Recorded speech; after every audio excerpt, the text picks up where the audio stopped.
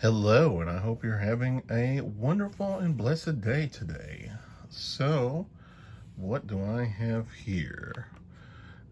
So back in the late 80s and the early 90s, they might have went to the mid 90s, Tiger Electronics made a series of handheld LCD games. And these are a couple of them. I got these, as you can see, both of these have the copyright date of 1988, and I'm pretty sure I got both these around 1988. Yeah, I was about 11 when I picked these up. So, yeah, that would have been exactly 1988. If memory serves me correctly, when I was about 11, I begged my parents for a Nintendo NES console. And they gave me and my brother some Tiger LCD games just to see how we would handle video games in general first before they spent a lot of money on a console like the NES, because the NES was still, I'm betting it was $299 or $199 in 1988 money. Consoles haven't went down in price since the late 80s at all. I know when I got a Sega Genesis, which would have been probably in high school, the cost of a Sega Genesis at the time was around $299, $399, somewhere in that ballpark, depending if it was on sale or not. So yeah, consoles have not went down in price. Video games were the same price back then. Late 80s, a video game for the NES would be $39.99 to $59.99, about the same as today. So yeah, so back in the 80s, video games were big investments, and Tiger kind of got in on it by offering cheap alternatives. These were like, I want to say these were like maybe 20 bucks or so. They were under $30, I think. And the graphics, as you can see, the graphic decals on them are just phenomenal.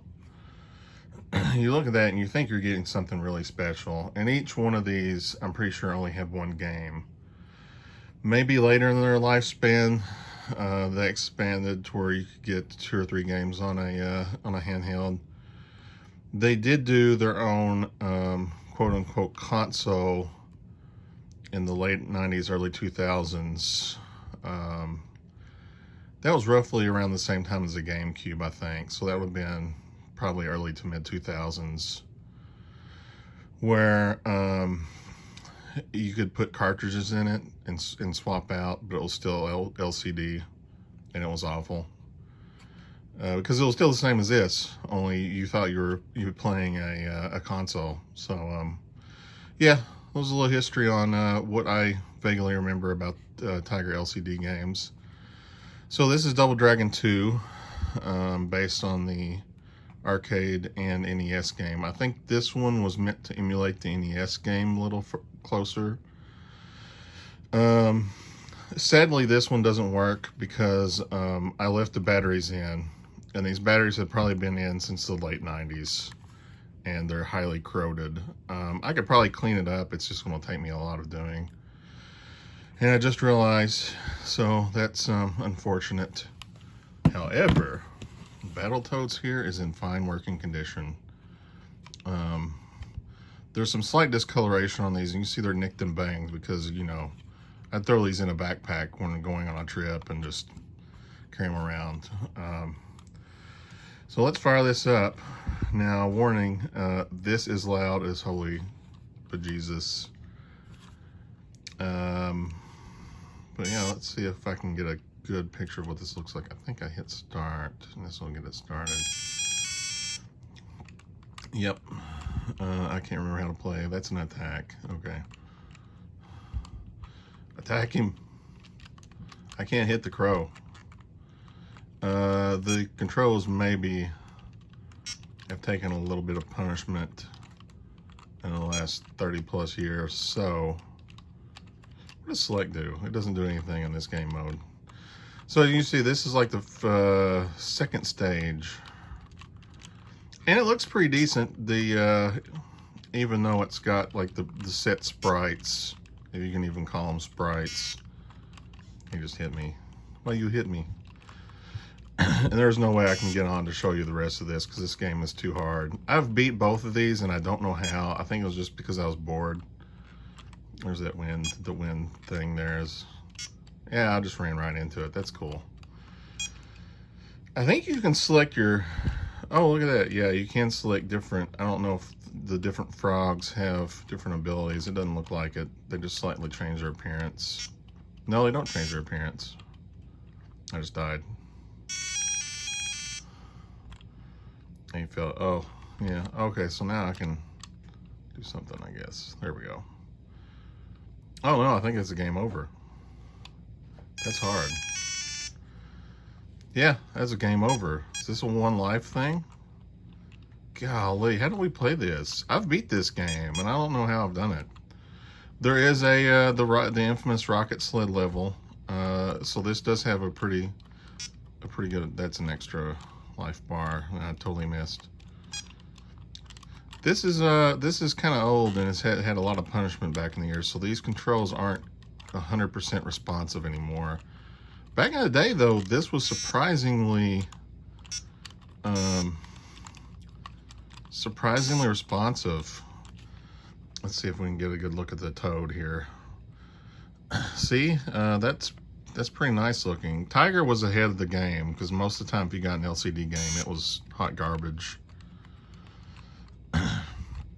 I mean, these aren't like, you know, a stellar achievement in handhelds by any means, but if you look at that, these are on par of the Nintendo Game & Watch. These might be a little better as far as quality of what they look like. They've definitely got more buttons, but Game & Watch still is probably, as far as nostalgia, they're probably a little better, I would think. But I mean, if you look at that, for what this was at the time, you can't go wrong with this. I keep getting hit.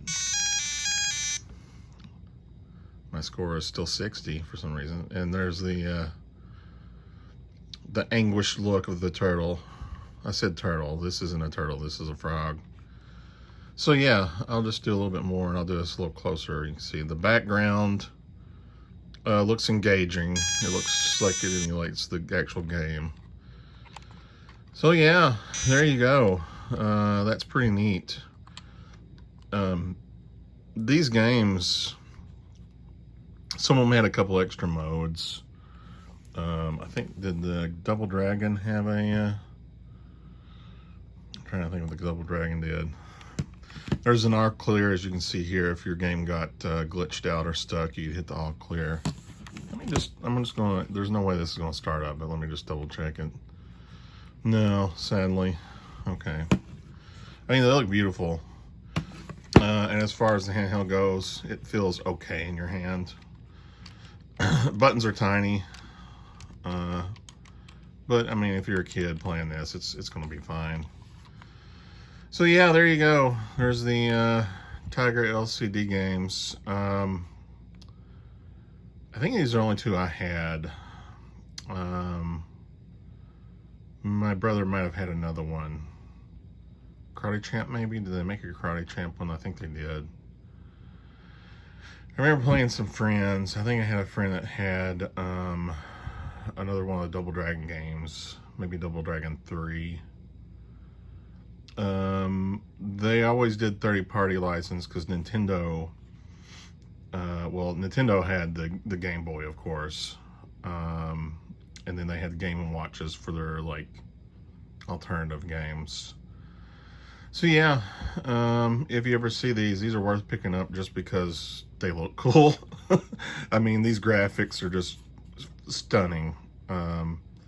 That's the only reason I would really pick these up, for nostalgia, because they look cool. I wouldn't recommend actually playing them unless you just really want that full experience of what it was like growing up in the 80s and 90s. You might want to play them. But yeah, there you go. I think this game was a little better. This one, if I remember correctly, followed Double Dragon 2 pretty closely. And I think if you remember on the NES game, there was a jump puzzle on the last stage, and jumping in the NES version of Double Dragon 2 was a nightmare. If I remember correctly, there was something similar to that in here. You'll notice there's no jump button, but I think there was some kind of weird thing you had to do on the last level that was like that to try to figure out how to navigate.